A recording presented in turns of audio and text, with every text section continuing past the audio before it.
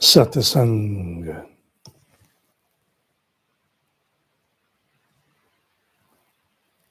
महादेव की आराधना स्वरूप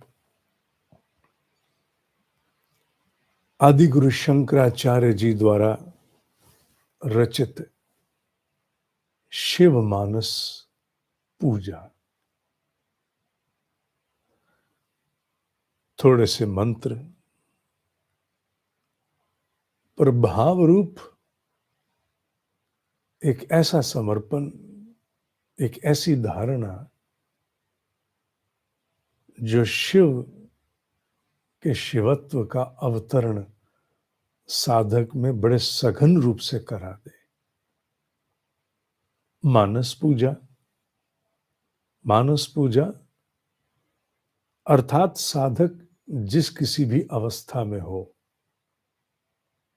कोई पूजन सामग्री नहीं है, कुछ उपलब्ध नहीं है, साधक केवल अपने आप में ही बैठी है। मनसा, मानस से मनसा, मन से ही वो पूरी आराधना आराध्य की कर सके, इसलिए शिव मानस पूजा की रचना आदि गुरु शंकराचार्य जी ने की है। इसके संक्षिप्त से नोट्स भी सभी साधकों को भेजे जाएंगे। हम इसे एक एक करके जानेंगे, समझेंगे और साथ ही साथ स्मरण भी करते चलेंगे, जिससे इसे भाव रूप हम अपने ध्यान में भी दोहरा सकें, जिससे हमारी धारणा और अधिक प्रगाढ़ हो जाए। जितनी प्रगाढ़ धारणा उतना ही विलय होने वाला ध्यान, क्योंकि सब आधारित धारणा पर है। ध्यान का विलय होगा कि नहीं, ये धारणा की सघनता भी निर्णय करती है। भी ही नहीं कहा मैंने। अतः आइए शिव मानस पूजा के प्रथम श्लोक का अध्ययन हम आरंभ करें। इसे YouTube पर तो आप देख पाएंगे। इसे बाद में हम गाएंगे भी। एक समय के उपरांत इसका हम गायन करेंगे। अभी याद करेंगे, फिर बाद में गायन भी होगा। आज नहीं, बाद में।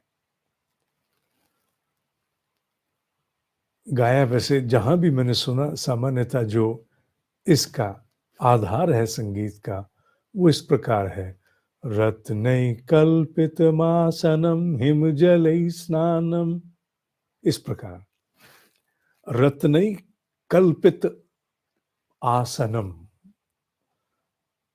हमें आपको हम आसीन देखते हैं अपनी कल्पना में। कल्पित मानस है ना, कल्पना में, अपनी कल्पना में जिस आसन पर आसीन हम आपको देखते हैं, जिस रूप में देखते हैं, मैं केवल शब्दों के अनुरूप चल रहा हूं। भाव रूप में कुछ ऊपर नीचे हो जाता है जब हम पूरे भाव का वाक्य फिर होते हैं, पर अभी हम शब्दों पे चलेंगे। हम कल्पना करते हैं, भाव करते हैं, धारणा करते हैं कि आप रत्नों से जड़ित आसन पर आसीन है और हिम जलही, हिम बर्फ, आइस, ठंडा। कैलाशपति है ना, वहां बर्फ है। जहां थोड़ी बहुत भी पिघलती होगी, जल निकलता होगा, वो कैसा जल होगा, कितना ठंडा होगा, कल्पना करो। हिम जलई स्नानम, उसमें आपका स्नान हुआ है, शीतल जल में आपका स्नान है। वैसे भी जटाओं से गंगा प्रवाहित है। च दिव्यांबरम, दिव्य अंबर, बहुत दिव्य आपकी वेशभूषा, आपका आवरण, आपके वस्त्र। अंबर, आप उसके आवरण वस्त्र जो कुछ पहना हुआ, उनका दिव्य है। वो दिव्य कैसे है? वो दिव्यता यूं लिए है क्योंकि उन्होंने कुछ पहना हुआ विशेष नहीं है। भस्म का अर्थात जो वास्तविक सत्य है, केवल वही उनका अंबर है। और सत्य से बड़ी दिव्यता कोई हो सकती है? नहीं हो सकती। भस्म को धारण करना, सत्य को, सार को धारण करना, उस सार को धारण करना कि सब कुछ अनित्य है, नित्य केवल शिव है। दिव्य दिव्यांबरम, दिव्य अंबर, नाना रत्न विभूषितम, नाना भिन्न प्रकार के रत्नों से आप विभूषित हैं। चूंकि साधक जब कल्पना करता है तो सौंदर्य की कल्पनाओं में आसपास के जो मोस्ट प्रेशियस, जो सबसे कीमती पदार्थ रूप में उपलब्ध हो सकता है, उनकी कल्पना करता है। यूं तो वो भस्म धारण किए हैं, पर कल्पना है कि इस इष्ट को, महाशिव को, हमें ऐसे स्वरूप में देखना है जिसमें बहुत सब कुछ प्रेशियस है, द मोस्ट प्रेशियस, नाना प्रकार के रत्नों से विभूषित। मृगमद, मृगमद कहते हैं कस्तूरी को, कस्तूरी को। अगर मैं इसकी अंग्रेजी ठीक बोल रहा हूं तो संभवतः इसे मस्क कहते हैं, संभवतः। वो अगर गलत है तो ठीक कर लेना। मृगमद अर्थात कस्तूरी के द्वारा आमोद अंकितम चंदनम, या कॉम्बिनेशन है किसका? आमोद कहते हैं फ्रेग्रेंस को, सुगंधी को, सुगंधी को आमोद कहा गया। जिस एक ऐसा चंदन घिसा हुआ है जिसमें कस्तूरी भी मिली है, उसकी गंध भी मिली है, और वो आप पर अंकित है। क्योंकि त्रिशूलधारी त्रिपुंडधारी हैं, और त्रिपुंड हम देखते हैं कि भोलेनाथ पर यहाँ भी है, अनेकों स्थानों पर है। और त्रिपुंड का रहस्य नाम से एक अलग से आपके लिए पूरी एक वीडियो डॉक्यूमेंट बना करके और इस चैनल पर लाइव किया था। तो त्रिपुंड का रहस्य कितना बड़ा है, किन उपनिषदों में कैसे उसका उल्लेख आया है। तो जो त्रिपुंड आपने धारण किया है वो चंदन का बना है और उसमें कस्तूरी मिक्स्ड है, मिली हुई है। वो आपको अंकित, उसका इंप्रेशन आपके ऊपर है। अब आपको मैं फूल भी अर्पित करने हैं। जाति, चंपक, ये दो, जाति और चंपा, ये दो प्रकार के फूल हैं जो शिव के लिए बहुत स्तुति हेतु आदि गुरु शंकराचार्य जी ने प्रिय माने हैं। जाति और चंपा, बिल्व पत्र रचितम। बिल्व पत्र तो हम जानते ही हैं कि बिल्व पत्र जब शिवरात्रि होती है तो सबसे पवित्र मान करके उसे शिव को अर्पित करते हैं। पुष्पम, ये पुष्प हो गए, इसी को पुष्प रूप उन्होंने माना है। च धूपम तथा दीपम, जब इष्ट का हम लोग आवाहन करते हैं तो आवाहन करने के उपरांत हम उन्हें धूप और दीप, धूपक, धूप अर्थात हम उस समय धुआं भी करते हैं धूप के द्वारा। धूप जिसमें अनेकों प्रकार की औषधियां मिली हुई हैं। धूप का निर्माण वस्तुतः तो औषधियों से है। जहां कहीं यज्ञ नहीं भी संपन्न होता, वहां धूप और दीप के माध्यम से दीप यज्ञ भी संपूर्ण किया जाता है। संपूर्ण औषधियों का विस्तार है पूरे वातावरण में। पूरे वातावरण के भीतर जितने भी कण अणु हैं, आयोन्स हैं, उन सबको प्रभावित करने के लिए धूम्र चाहिए।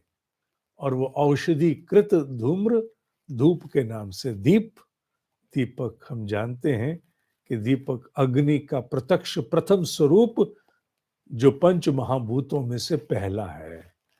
आकाश नहीं दिखता, वायु नहीं दिखती, दिखता पहला है तो अग्नि दिखती है, तदुपरांत जल, पृथ्वी इत्यादि।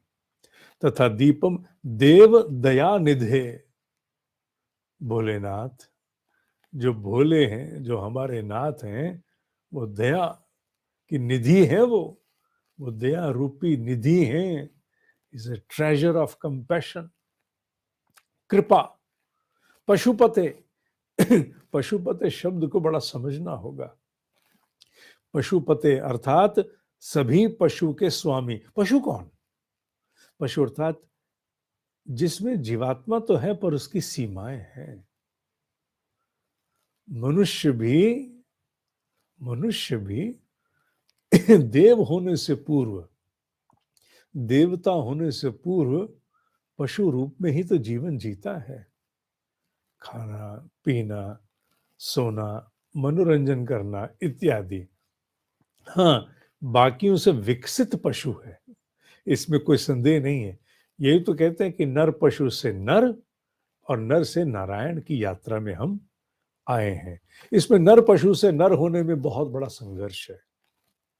उस संघर्ष में कौन हमारे साथ है? पशुपते। पशुपति जो हमारे अधिष्ठाता है, वो हमारे साथ है। हृत कल्पितम, पुनः कल्पना का भाव आया। हृदय में भावनाओं की गंगोत्री कहां से उठती है? हृदय से। हृदय से। कहां से? हृदय से उठती है। हम आपको अपने दिल में स्मरण कर रहे हैं, हम आपको अपने हृदय में स्मरण कर रहे हैं। हम भाव रूप आपकी धारणा को अपने हृदय में स्मरण कर रहे हैं। ग्रह्य ताम, हमारे भाव को आप स्वीकार कर लीजिए, ग्रहण कर लीजिए। Please accept.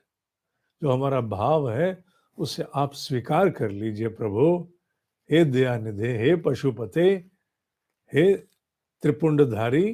त्रिपुंड शब्द यहां नहीं आया, पर जैसे ही मृग मद आमोद अंकित चंदनम आ गया तो त्रिपुंड का भी वहां एक संकेत आ गया।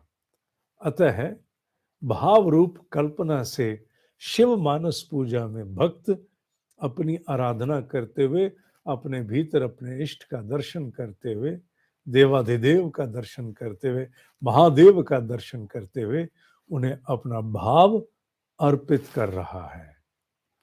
इसे धीरे धीरे हम गा करके भी, मैं तो चाहूंगा कि मैं किसी अच्छे गाने वाले से कहूं वो गा के सुनाए। आप लोग मुझे गा करके भी इसे भेजना। चूंकि मेरा स्वर उतना मधुर नहीं हो पाएगा, फिर भी आप लोग इसे गाना। रत्नैकल्पितमासनं हिमजलै स्नानं च दिव्यांबरं नानारत्नं विभूषितं मृगमदामोद अंकितं चंदनम। इसमें आपको लय बिठानी पड़ेगी जो मेरी नहीं है। इस प्रकार से इसे हम इसी प्रकार ब्रह्म मुहूर्त के उपरांत सत्संग में चलाएंगे और इसका आपको इसके नोट्स भी अवश्य प्राप्त होंगे। और फिर हम इसको ब्रह्म मुहूर्त के ध्यान में पूरे को एक साथ मिल करके भी गाएंगे। इस प्रकार भी गाएंगे और एक दिन जूम पर भी एक साथ गाएंगे। ठीक है? अपना आवेदन 2 दिवसीय अनुभूति प्रवास पतंजलि योग सूत्र से कुछ माणिक, उस पर आप अपना पंजीकरण आप करा लीजिए। आ तो रहे आपके पंजीकरण, पर बहुत से लोग जिनको लिंक भेजा है अभी उनके आने बाकी हैं। ओम ही सत्य है, ओम ही सत्य है, ओम ही सत्य है।